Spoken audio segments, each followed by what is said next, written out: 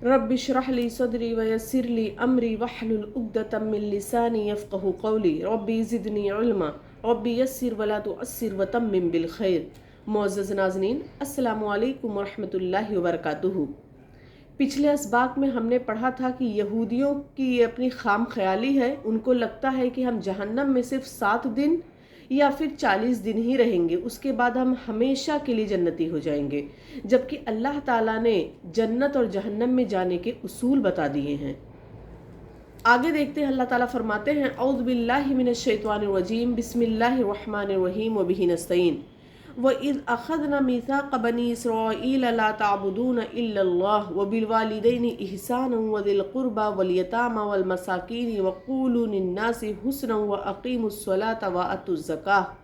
सुम्मा तवल्लैतुम इल्ला क़लीलन मिनकुम व अंतुम मुरिज़ून। अल्लाह ताला फरमाते हैं, और जब हमने बनी इसराइल से वादा लिया कि तुम अल्लाह के सिवा दूसरे की इबादत ना करना और माँ बाप के साथ हुस्न सलूक करना, इसी तरह रिश्तेदारों, यतीमों और मिस्कीनों के साथ और लोगों को अच्छी बातें कहना, नमाजें कायम करना और ज़कात देते रहा करना, लेकिन थोड़े से लोगों के अलावा तुम सब फिर गए और मुंह मोड़ लिया। इन आयात में फिर वो अहद बयान किया जा रहा है जो बनी इसराइल से लिया गया था। सबसे पहला अहद क्या था कि तुम अल्लाह के साथ किसी की भी इबादत मत करना। यानी हर नबी का ये अव्वलीन फरीज़ा, बुनियादी और अव्वलीन दावत है। ये हर नबी ने यही आकर कहा, उबुदुल्लाह मा लकुम मिन इलाहिन गैरू, कि तुम अल्लाह की इबादत करो और उसके अलावा किसी को भी शरीक ना करो। सूरह अंबिया आयत नंबर 25 में अल्लाह ताला फरमाते हैं कि वमा अरसलना मिन क़ब्लिका मिन रसूलिन इल्ला नूही इलैहि अन्नहु ला इलाहा इल्ला अना फ़अबुदून, कि आपसे पहले भी जो रसूल हमने भेजा उसकी तरफ यही वही नाजिल फरमाई कि मेरे सिवा कोई माबूद बरहक नहीं, बस तुम मेरी ही इबादत करो। तो यहाँ पर सबसे पहला अहद जो अल्लाह ताला ने यहूदियों से लिया वो था कि अल्लाह की इबादत करो, उसके साथ किसी और को शरीक मत करो, ना ही उसकी ज़ात में ना ही उसकी सिफात में। और दूसरे नंबर पर हुकूक वालदैन, वालदैन के साथ हुस्न सलूक करना, वालदैन की फर्माबरदारी करना, क्योंकि वालदैन की नाफरमानी, जिस तरीके से अल्लाह ताला के साथ किसी को शरीक करना ये गुनाह कबीरा है, इसी तरीके से माँ बाप की नाफरमानी करना भी गुनाह कबीरा है। तो वालदैन के साथ हुस्न सलूक करना, इसके मुतालिक कुरान में मुतअद्दिद जगहों पर ये बातें बताई गई हैं कि जहाँ आया है अल्लाह के साथ किसी को शरीक मत करना, वहाँ अक्सर मकामात पर आया है कि वालदैन के साथ भी बेहतरीन सलूक करना, और अहदीस मुबारका में भी इसकी बड़ी ताकीद की गई है। तो दूसरे नंबर पर यहाँ पर वालदैन के साथ हुस्न सलूक करना, ये वादा लिया अल्लाह ताला ने यहूदियों से, और ये भी वादा लिया कि तुम अपने करीबी रिश्तेदारों, यतीमों, मिस्कीनों, इनका भी ख्याल रखोगे, इनके साथ भी हुस्न सलूक से पेश आना और इनसे अच्छी बातें करना, यानी दिल दुखाने वाली बातें मत करना, इनसे भी अच्छे से पेश आना। और उसके बाद व अकीमुस्सलाह व आतुज़ ज़कात, ये यानी ये दोनों इबादतें पिछली शरीयतों में भी रही हैं। इससे इनकी अहमियत का अंदाज़ा होता है कि कितनी अहमियत की हामिल ये इबादतें हैं कि इसको अल्लाह ताला ने दूसरे अंबिया को भी बताया था कि ये अपने कौम के लोगों को बताना।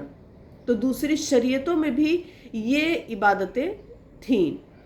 तो यहूदियों से ये भी वादा लिया गया कि तुम नमाज कायम करना और ज़कात देते रहना। सही बुखारी की हदीस है, नबी करीम सल्लल्लाहु अलैहि वसल्लम ने फरमाया, बुनियल इस्लाम अला खम्सिन शहादा अल्ला इलाहा इल्लल्लाहु व इकामस सलाह व इताज़ ज़कात वल हज व सौम रमज़ान, कि इस्लाम की बुनियाद 5 चीज़ों पर है। सबसे पहले नंबर पर तौहीद, उसके बाद नमाज, उसके बाद ज़कात। यानी ये नमाज और ज़कात इतने ज़्यादा अहमियत की हामिल हैं कि इसको दूसरे और तीसरे नंबर पर रखा गया है। और मानीन ज़कात, हज़रत अबू बकर सिद्दीक़ रज़ी अल्लाह अन्हु के दौरे खिलाफत में जिन लोगों ने ज़कात देने से मना कर दिया, तो हज़रत अबू बकर सिद्दीक़ रज़ी अल्लाह अन्हु ने उनसे जिहाद करने का हुक्म दिया। यानी इतने अहमियत की हामिल हैं ये इबादतें। और अल्लाह ताला ने इनसे ये वादे लिए اور اس کے بعد اللہ تعالیٰ فرماتے ہیں ثم تولیتم الا قلیلا منکم وانتم مورزون، لیکن تھوڑے سے لوگوں کے علاوہ تم سب پھر گئے، یعنی تم نے اتنے سرکش قوم تھی یہ کہ یہ ہر وقت نافرمانی پہ نافرمانی، گناہ پہ گناہ، سرکشی پہ سرکشی کرتی رہتی تھی، کہ یہ اللہ تعالیٰ سے وعدہ لیتے تھے اور پھر اس کے بعد اس کو توڑ دیا کرتے تھے۔ تو اللہ تعالیٰ فرماتے ہیں کہ تم میں سے کچھ لوگوں کو چھوڑ کر، یعنی کچھ لوگوں نے اس پر عمل کیا اور سب نے اس سے منہ موڑ لیا۔ اور بھی اللہ تعالیٰ نے وعدہ لیا، آگے اللہ تعالیٰ فرماتے ہیں وَإِذْ أَخَذْنَا مِيثَاقَكُمْ لَا تَسْفِكُونَ دِمَاءَكُمْ وَلَا تُخْرِجُونَ أَنفُسَكُمْ مِنْ دِيَارِكُمْ ثُمَّ أَقْرَرْتُمْ وَأَنْتُمْ تَشْهَدُونَ ثُمَّ أَنْتُمْ هَؤُلَاءِ تَقْتُلُونَ أَنفُسَكُمْ وَتُخْرِجُونَ فَرِيقًا مِنْكُمْ مِنْ دِيَارِهِمْ تَظَاهَرُونَ عَلَيْهِمْ بِالْإِثْمِ وَالْعُدْوَانِ وَإِيَّاتُوكُمْ أُسَارَىٰ تُفَادُوهُمْ وَهُوَ مُحَرَّمٌ عَلَيْكُمْ إِخْرَاجُهُمْ أَفَتُؤْمِنُونَ بِبَعْضِ الْكِتَابِ وَتَكْفُرُونَ بِبَعْضٍ۔ اللہ تعالیٰ نے ان سے یہ بھی وعدہ لیا، اللہ تعالیٰ فرماتے ہیں کہ اور جب ہم نے تم سے وعدہ لیا کہ آپس میں خون نہ بہانا، یعنی آپس میں قتل مت کرنا اور آپس والوں کو جلا وطن نہ کرنا، تم نے اقرار کیا اور تم اس کے شاہد بنے، لیکن پھر بھی تم نے آپس میں قتل کیا اور آپس کے ایک فرقے کو جلا وطن بھی کر دیا، اور گناہ اور زیادتی کے کاموں میں ان کے خلاف دوسروں کی طرفداری بھی کی۔ ہاں جب وہ قیدی ہو کر تمہارے پاس آئے تو تم نے ان کے فدیے دیے، لیکن ان کا نکالنا جو تم پر حرام تھا اس کا کچھ خیال نہ کیا۔ کیا بعض احکام پر ایمان رکھتے ہو اور بعض کے ساتھ کفر کرتے ہو؟ یہاں پر بھی اللہ تعالیٰ نے ان سے وعدہ لیا کہ تم آپس میں ایک دوسرے کو قتل مت کرنا، اور نہ ہی ایک دوسرے کو جلا وطن کرنا، اور نہ ہی ایک دوسرے کے خلاف مدد کرنا۔ نبی کریم صلی اللہ علیہ وسلم کے زمانے میں اسلام سے قبل انصار مشرک تھے، اور ان کے دو قبیلے تھے، بہت بڑے قبیلے تھے، اوس اور خزرج، ان میں ہمیشہ لڑائی رہا کرتی تھی۔ اور مدینہ کے یہود، ان کے بھی 3 قبیلے تھے، بنو قینقاع، بنو نذیر، بنو قریظہ۔ تو بنو قریظہ کا جو یہودیوں کا قبیلہ بنو قریظہ تھا تو وہ اوس والوں کی مدد کیا کرتا تھا، اور بنو قینقاع اور بنو نذیر کے یہودی وہ خزرج والوں کی مدد کیا کرتے تھے۔ جب ان میں جنگ ہوتی تھی تو وہ اپنے حلیف یعنی اپنے ساتھیوں کی ان کے خلاف مدد کیا کرتے تھے۔ جیسے اوس کا قبیلہ جس کی مدد قریظہ کرتا تھا، تو جب لڑائی ہوتی تھی تو بنو قریظہ کے لوگ اوس والوں کی مدد کیا کرتے تھے دوسروں کے خلاف، اور یہ اپنے ہی ہم مذہب یہودیوں کو قتل کر دیا کرتے تھے، ان کے گھروں کو لوٹ لیا کرتے تھے اور ان لوگوں کو جلا وطن کر دیا کرتے تھے۔ لیکن جب ان میں سے کوئی ایک فریق مغلوب ہو جاتا تھا، شکست کھا جاتا تھا، اور ان کے لوگ قیدی بن کر آتے تھے، تو یہ لوگ ان لوگوں کو، ان قیدیوں کو فدیہ دے کر چھڑا لیا کرتے تھے، اور کہتے تھے ہمارے تورات میں یہی لکھا ہے۔ حالانکہ ان کے تورات میں یہ چیز تو حرام تھی ہی، ان کے تورات میں یہ تھا کہ آپس میں ایک دوسرے کو قتل مت کرنا، اور نہ ہی ایک دوسرے کو جلا وطن کرنا، اور نہ ہی ایک دوسرے کے خلاف مدد کرنا۔ اس پر تو یہ عمل نہیں کرتے تھے، اور اس کے بعد جب وہ قیدی بن کر آتے تھے تو اس کو فدیہ دے کر چھڑا لیا کرتے تھے، اس پر یہ ضرور عمل کرتے تھے۔ تو وہی اللہ تعالیٰ فرماتے ہیں کہ تمہارے شریعت میں، تمہارے کتاب میں تو یہ تھا کہ تم آپس میں ایک دوسرے کو قتل نہیں کرو گے، اور نہ ہی ایک دوسرے کو جلا وطن کرو گے، اور نہ ہی ایک دوسرے کے خلاف مدد کرو گے۔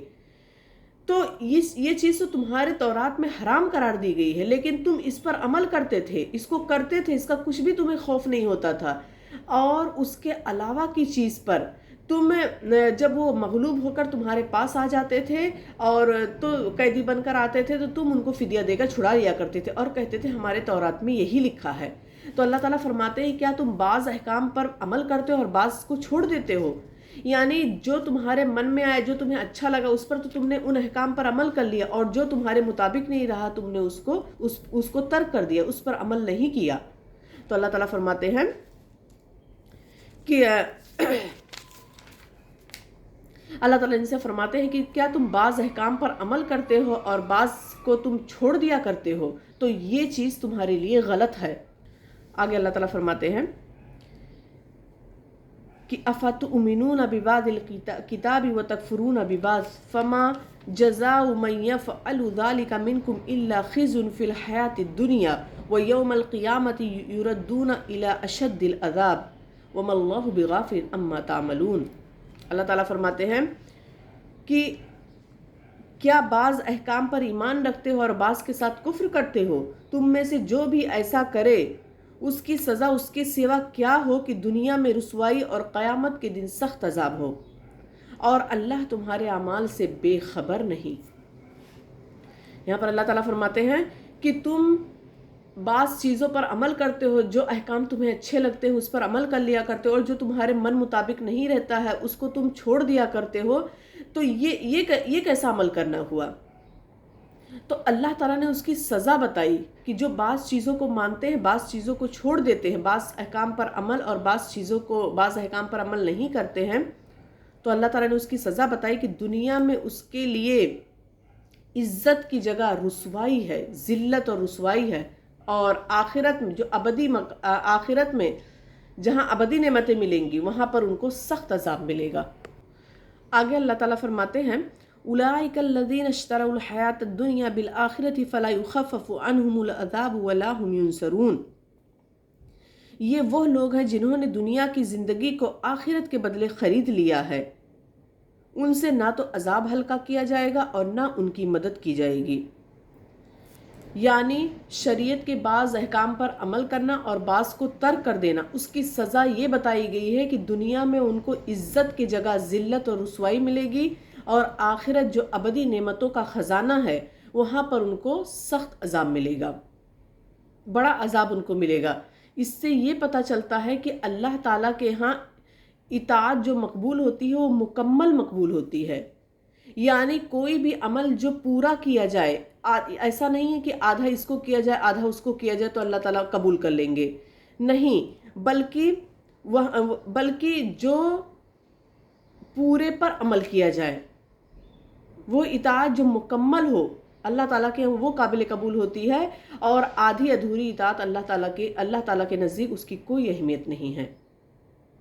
تو یہاں پر دنیا میں بھی رسوائی اور آخرت میں بھی ان کے لیے بڑا عذاب ہے ایسے لوگوں کے لیے۔ اور اللہ تعالیٰ آگے فرماتے ہیں اللہ بغافل عما تعملون، کیا تم اللہ تعالیٰ کو اپنے عمل سے غافل سمجھتے ہو؟ یعنی تم کو لگتا ہے کہ اللہ تعالیٰ نہیں دیکھ رہے ہیں، تو اللہ تعالیٰ ہر چیز تمہاری نوٹ کر رہے ہیں۔ اللہ تعالیٰ نے کرامن کاتبین کو بٹھایا ہی اسی لیے ہے کہ وہ تمہارے کرتوتوں کو نوٹ کرتے رہیں۔ اور اس کے بعد اللہ تعالیٰ فرماتے ہیں کہ تم نے دنیا کی زندگی کو ترجیح دی آخرت پر،